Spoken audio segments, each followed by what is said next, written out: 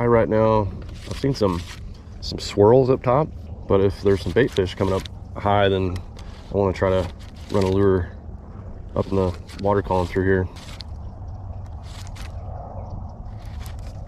Got him. Got him. Wow, that fish picked it up really weird. Really weird. It's suspended there for a long time. Okay, I guess they want a little something high in the column right now. It's a little guy, but still. Sign of life, sign of a bite, sign of direction to go with your life. Dr. Seussisms out here on the bass scene. There we go. The Scout just getting her done in spawn time. See you, buddy. Nice little warm up fish. I was trying to bring it over a limb and not get stuck. I was kind of just lifting the rod and then it pulled back. Never mind the old pullback. Good times. So I know we're gonna have fish in this timber. I'm just wondering, you know, we had that full moon last night. Are they on beds, like really up shallow in here? That's what I need to figure out. Like, we've got some shad right here that are coming up, and basically just fishing for the shad getters right now.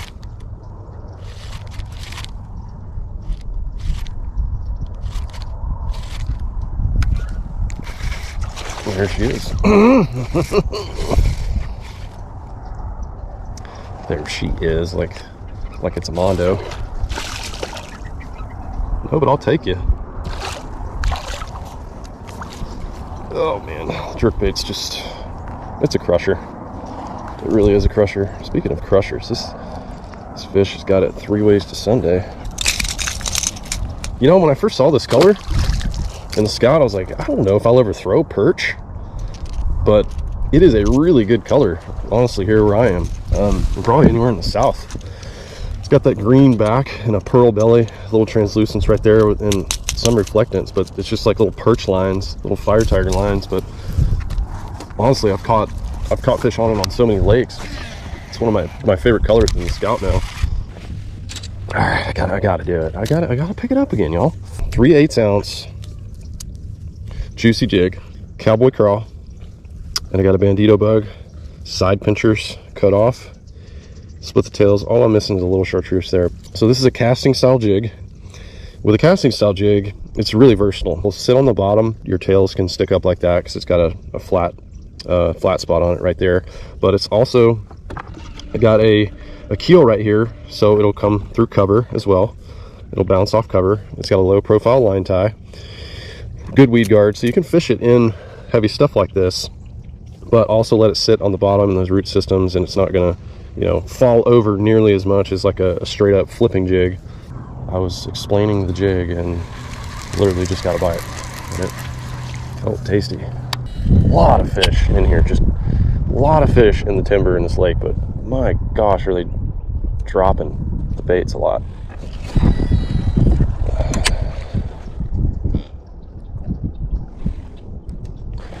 Oh, dude. It could be a bedding fish out there. 3.5, 4 feet of water.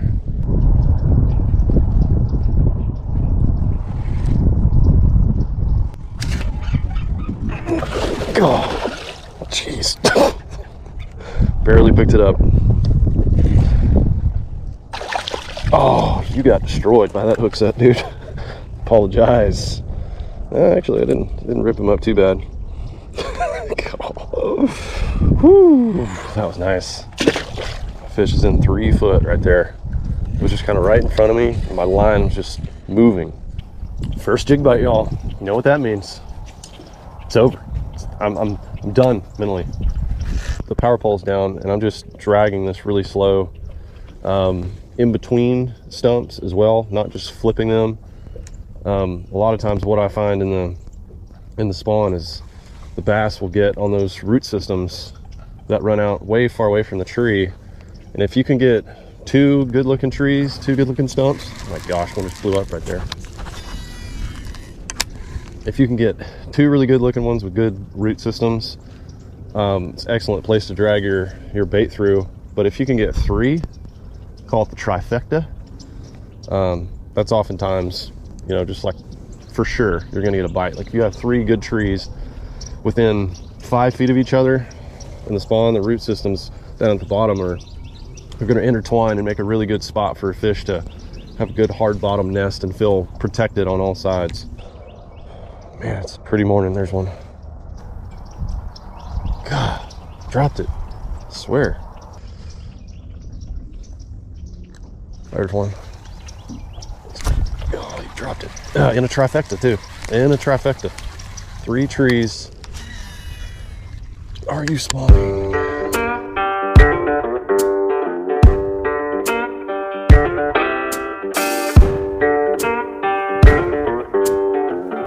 Finally hooked up on the, like one of the last trees coming in here on the jerkbait.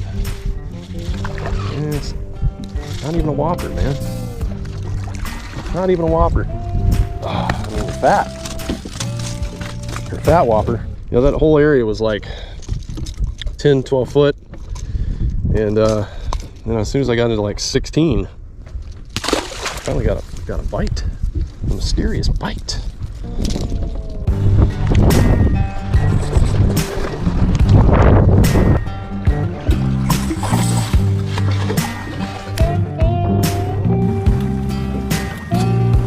Snack.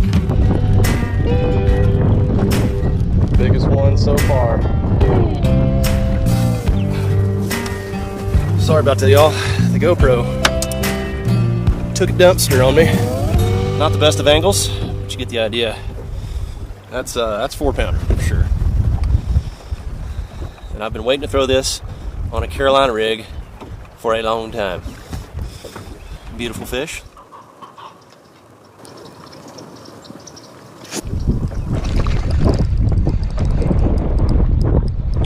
Folks, I don't know what this has turned into. I'm just catching them on everything all over the place. Different lures, different techniques. It's a nice one. And yeah, we got a different bait for you here. Oh, this is the bite I wanted to get on jig. God, it's so windy. So we caught one on trench hog on the Carolina. This one is on the trench hog via shaky head. Oh, there we go. The fish has seen some action. The old booger lip. There's a little section of stumps right here, about 200 yards from where I was fishing offshore. I was like, I'll go in there. I got tired of fighting the wind, and the wind noise sucks for you guys, I know. But I'll let this guy go. See my guy. Nice 3-pounder. And I was like, yeah, you know, I'll drag this little doodle around. I had a bandito bug on there. And I was like, you know, yeah, I don't like that color. I'll switch up. I ought to just go with the trench hog because this combo right here, I'm super confident in. Now I'll break out my jig and probably not catch a thing. This is what I wanted to do today, was throw the different jigs and then some jig alternatives. I like that shaky head. It's just the bite is a little off and it's just hard with this wind. But I'm gonna quit pitching and catch one. And there he is. She's got it.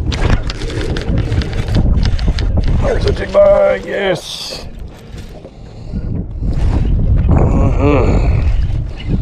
What I like about this is I just say, come on in here, baby. I made sure that one had it. That was on 3/8 ounce cowboy craw. A little bit smaller, black spot on the tail, pretty sweet. Had to throw it up from the stump there and then drag it by. That one wasn't directly in it. It was kind of sitting around it, so that's great. There he is. Was on the drop of that tree. Can't believe that fish let go. I can. That's where that fish wanted to be, is on that drop. I've had a pretty good day of fishing right now. I've caught them suspended on jerk baits. I've caught them on crankbaits. I've caught them on the bottom, a few bites with a jig. You know, through the jig alternatives with the shaky head. What else is tied on up there? The Carolina rig. Caught one on a lipless. Like, sometimes that's what you got to do.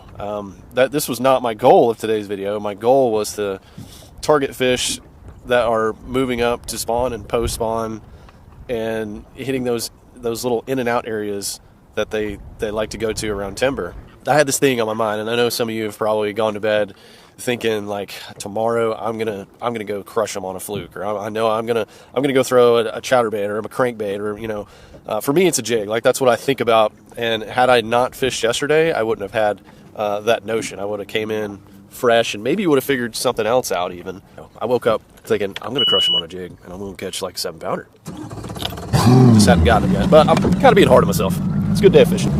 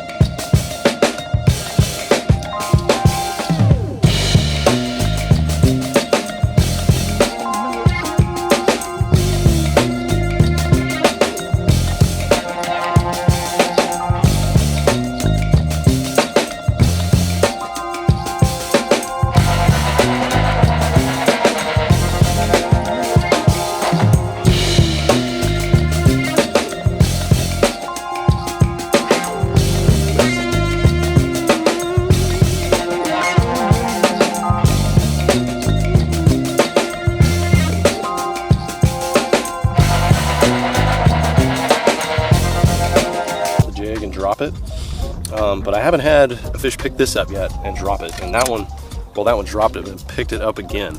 I would highly recommend this little combo right here, and I'll leave a link if you guys want to get these. You can use my code LFG at GuganSquad.com. Get all of our stuff 10% off. Just, an extra little, it's basically like taking the tax off of it, but just give you guys a discount. You can use that at any time you want to. And we do on Tackle Tuesdays, obviously Tuesday, we usually run some sort of deal on GuganSquad.com. So if you check in there, you'll find some pretty sweet deals as well on Tuesdays. But anyways, this is we don't make this. This is an owner jig, shaky head, but it's my favorite one that I use. I've used a bunch of them, and I would go with a 2-aught or maybe the 3-aught with a creature bait like this. And then if you're throwing like a thicker creature bait or going to like a Cinco style, or I throw our lunker log on here, and I use a 4-aught or a 5-aught, and that seems to work pretty good with a 5-inch. This might save the day right here on the timber bite. Got some timber behind me. I'm gonna go in here, I'm gonna drag this. My first cast, nailed one. So let's keep going.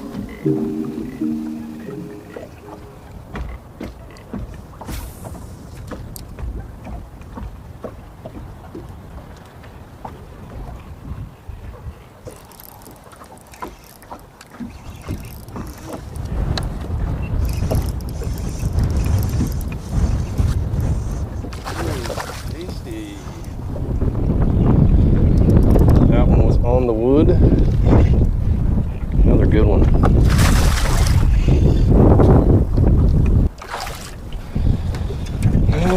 Yeah, I lost my worm.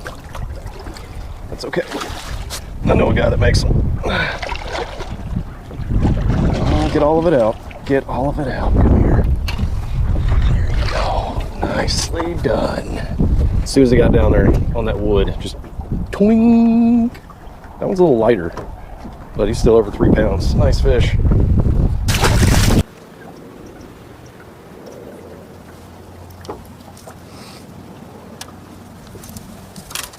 All right, break out our old secret weapon here.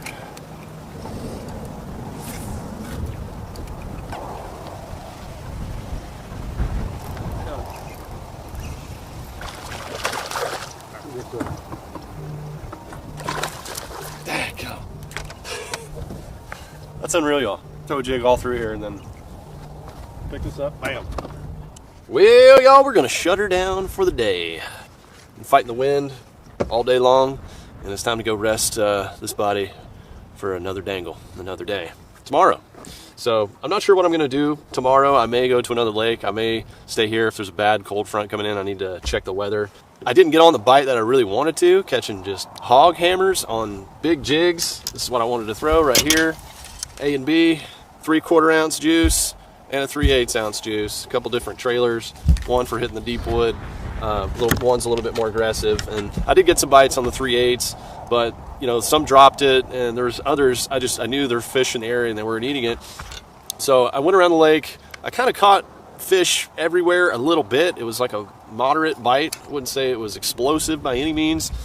And then I came back to the timber later in the day where I knew some fish should be more active. Didn't get the bites like I wanted to on the jig, but I did pick up the shaky head, the little 1/4 ounce shaky head with that trench hog, the junior trench hog on there. It's just a fantastic little alternative to pick up more bites. I used to fish jigs all the time. I still do. I love fishing jigs, but when I fished them on fork a lot, heavy timber areas that would get pressured, I started switching up to a shaky head, and I noticed I would just get a lot more bites. And you still catch big fish, especially if you throw a good creature bait, good, bulky profile bait on there.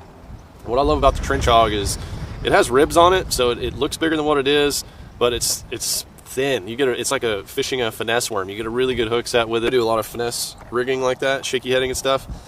Highly recommend doing braid to fluoro combo. I mean, there's really no other way to go. But I usually throw 15 or 20 with the braided main line, and then I'll go 12, maybe 10 sometimes if it's really clear. I went with 12 today just because I was trying to get bites, but 15 is usually what I go with if I'm fishing around timber. That is going to wrap it up for today, y'all. No loggerheads showed their faces, unfortunately, but we did catch some pretty solid fish. So, good day. If you want to stay tuned for more, you know what to do. Subscribe right here to the channel. You got to smash the like button. It's one action that shows you care. I would appreciate it. You can also just drop any sort of comment you feel like, whatever kind of mood you're in right now. Hopefully it's good. Just drop a little something juicy in there in the comment section, and maybe we'll get some more views. We got to get to 1 million this year, y'all. It has to happen. If it doesn't, I'm gonna quit. I'll just have to sign off forever. So just go ahead and do it. And I love y'all for being here on every single one of these videos. I absolutely love what I get to do, and I embrace each and every day, man. It's awesome. So I will go make another one for you guys right after this tomorrow. We're going dangling. Stay tuned. See you then.